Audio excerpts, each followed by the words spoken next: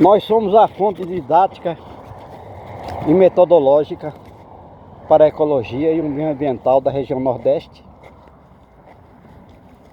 Estamos fazendo o vídeo 3.800. Fazemos esse trabalho de educação ambiental desde 1972. Com prioridade e já com maioridade nessa área do Nordeste chamada de semiárido nordestino. Nós estamos caminhando aqui nessa pequena estrada carroçável junto à cerca marginal da BR-304. De um lado que nós estamos caminhando a terra da estrada, da rodovia, e do lado de lá essa mata de cerrado nordestino, o verdadeiro cerrado brasileiro. E nós estamos hoje aqui especialmente por conta de uma chuva. Depois de 6 meses sem chuvas, começou a chover no dia 6 de fevereiro de 2026. Nós estamos no dia 13 aqui vendo as sementes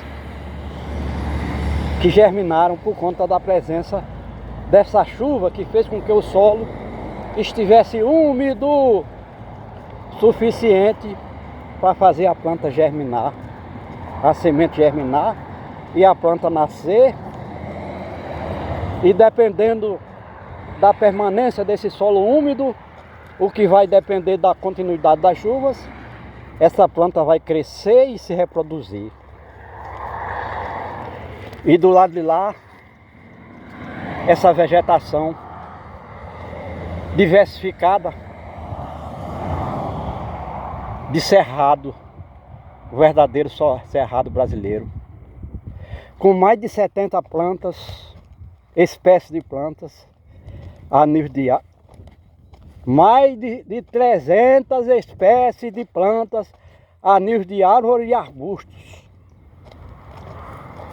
E outras tantas plantas a nível de relva, gramíneas, que nós estamos vendo aqui germinando, a semente germinando. Enquanto lá dentro da mata, elas praticamente não têm vez. Essas plantas de pequeno porte, porque a copa das árvores, dos arbustos, fecha a mata, limitando a infiltração de água, limitando a infiltração de luz do sol, para que essa luz chegasse ao chão, à superfície, onde essas sementes receberiam luz do sol para crescer e germinar. Enquanto isso, as árvores e arbustos retêm essa luz do sol no seu corpo, que muitas vezes chega a 4, 5 metros de altura. A luz do sol, portanto, fica retida, trazendo benefício para as árvores e arbustos, cactos, que são vegetais de grande porte, mas não permite que a luz do sol chegue intensamente no solo, onde seriam as sementes da relva, das gramíneas. Nós estamos vendo ainda essas árvores super semi-peladas, sem folhas, e os arbustos, que significa dizer que não estava processando a fotossíntese, não estava vivendo e não estava trazendo benefício para os elementos da natureza. Então o vegetal é de tal forma comprometido com o equilíbrio do clima, que ele é o 5º elemento da natureza. Só que as plantas precisam de água todo dia e ela tira a água do solo por intermédio das raízes, de suas raízes. Algumas plantas têm a capacidade de, durante o período da chuva, colher bastante água e armazenar no seu corpo para que possa disponibilizar dessa água no período seco, sem chuvas. Mas já as gramíneas, a relva, são plantas de pequeno porte e, portanto, têm vida curta. Nós estamos vendo essa cobertura vegetal aqui, é a chamada mata secundária, porque isso aqui ao longo dos anos foi desmatado para os campos de lavoura e de pastagem do gado.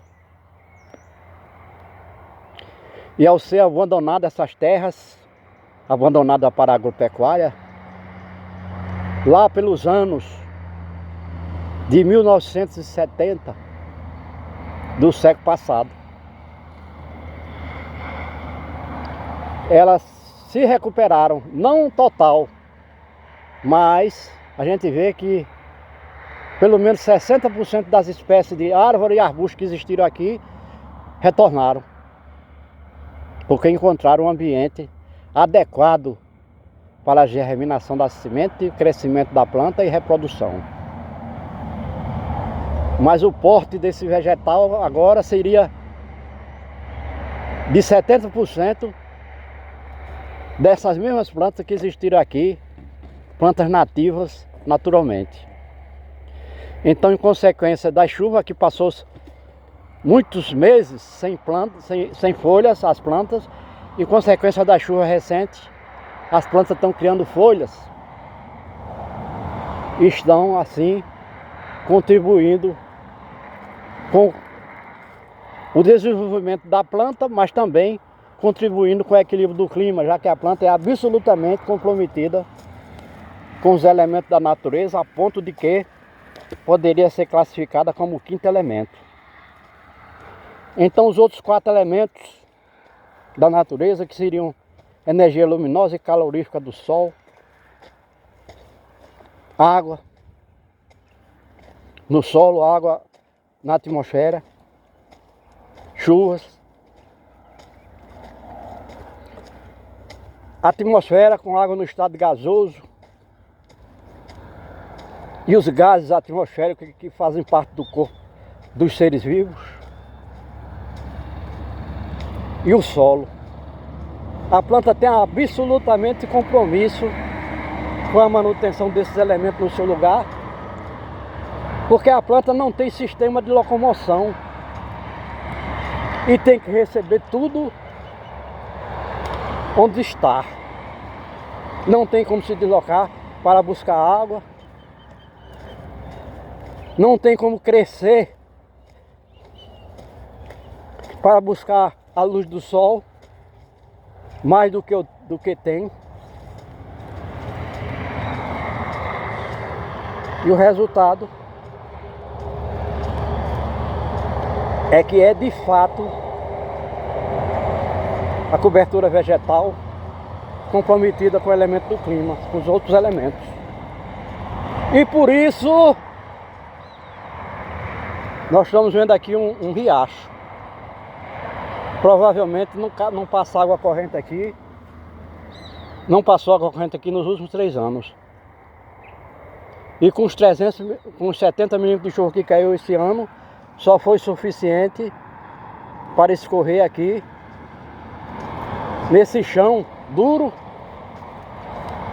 feito pela máquina quando arrancou todas as plantas e o solo, e escorreu alguma água aqui dos 70 milímetros de chuva que caiu nos dias 6, 7 e 8 de fevereiro. E nós estamos ainda no dia 13.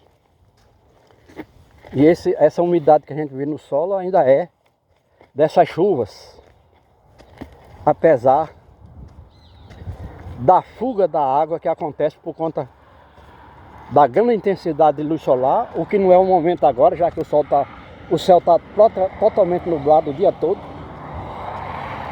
mas sem luz, quando não está nublado a intensidade de luz é intensa.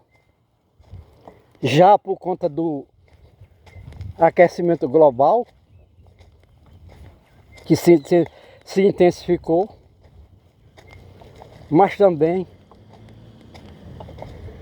a umidade do ar pode chegar a 30% na época do verão seco, o que vai contribuir para que a água fuja, no caso, flua dos corpos dos animais, dos corpos dos vegetais, do solo, dos reservatórios. Então é bom a gente explicar isso, porque tem gente já comemorando o fim da seca aqui no semiárido nordestino, por conta dessa chuva que aconteceu, como a gente disse, no início de fevereiro. Essa chuva pode não continuarem, porque o fenômeno que contribuiu para que essa precipitação pluviométrica acontecesse pode não continuar, porque a gente sabe que dois fenômenos climáticos interferem intensamente no clima do semiárido. Um é La Nina, que esteve conosco até meados de janeiro de 2026, mas já desapareceu. Agora nós estamos num momento neutro, mas com tendência à instalação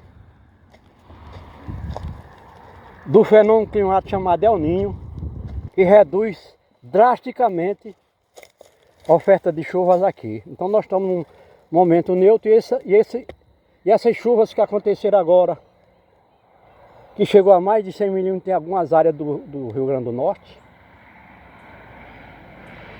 pode não ser inverno.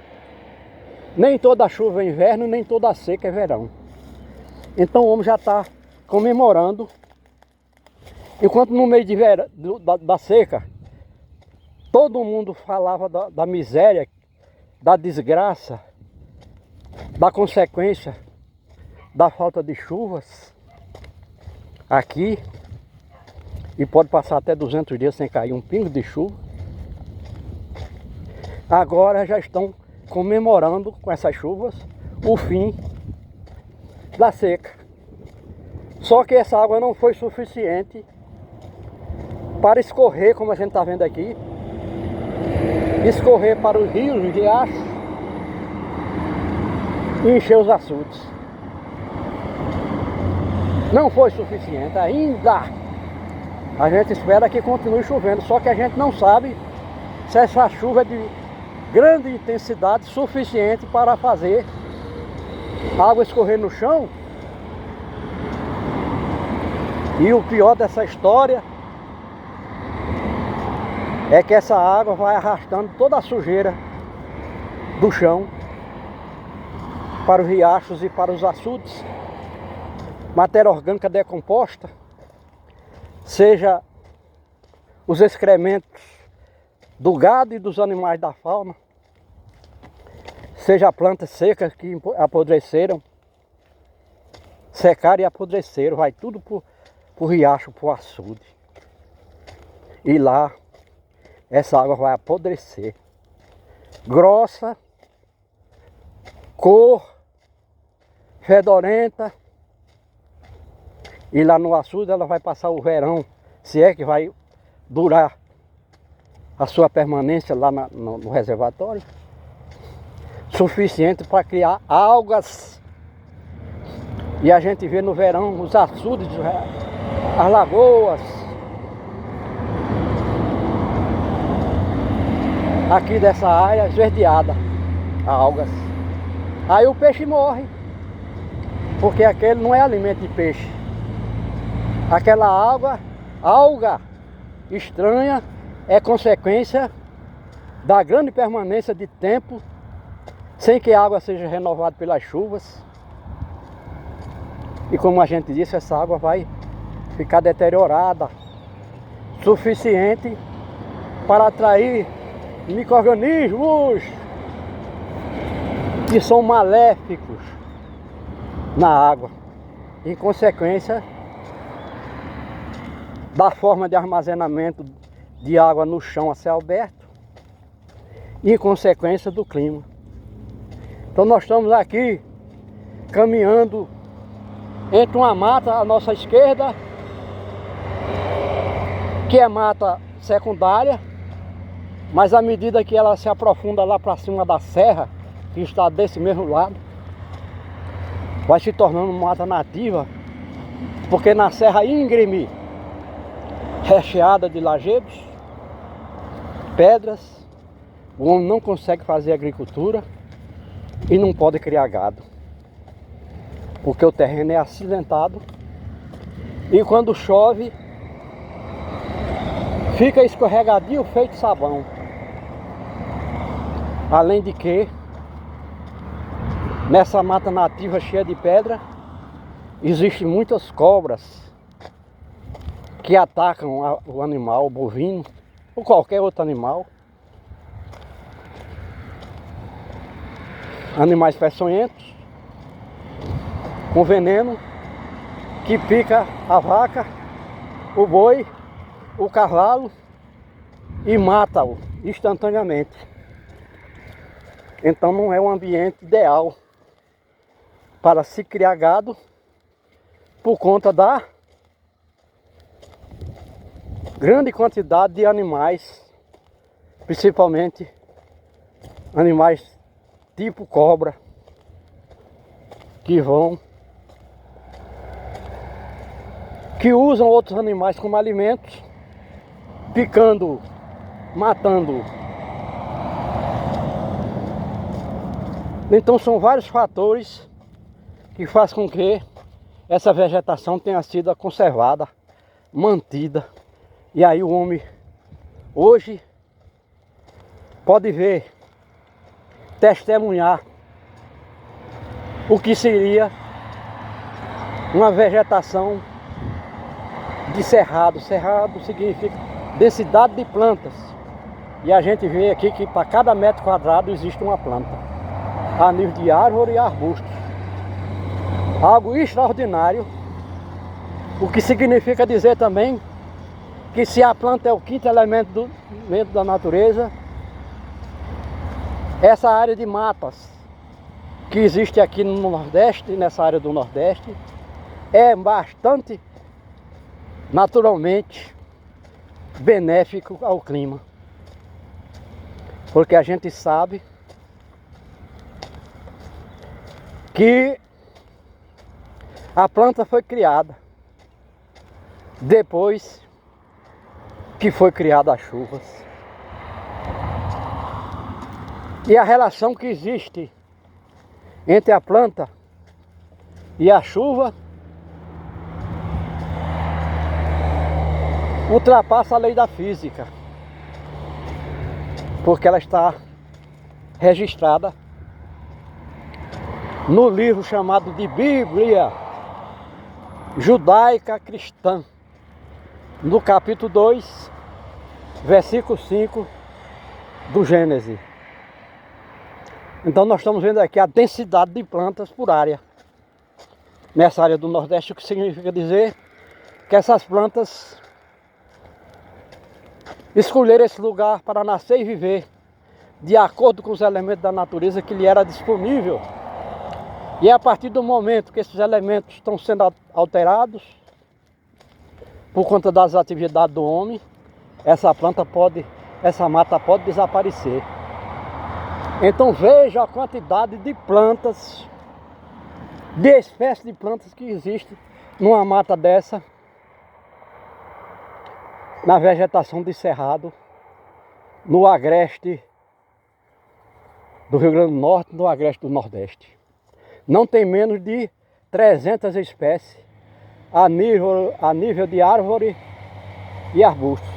E quando a gente pega na área descampada, onde essa vegetação não existe, a gente vê também uma infinidade de sementes de plantas a nível de relva, gramíneas, que são nativas dessa área. Então nós podemos dizer que somando as plantas nessa área, não chega, pode chegar a 600 espécies de vegetais.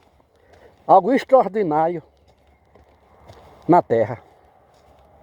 E como a gente disse, essas plantas, naturalmente, escolheram esse lugar para nascer e viver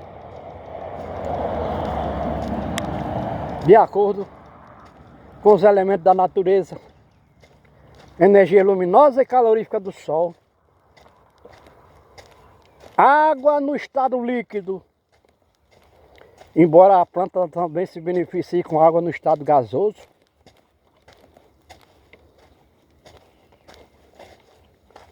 solo orgânico mineral que o próprio vegetal cria e mantém,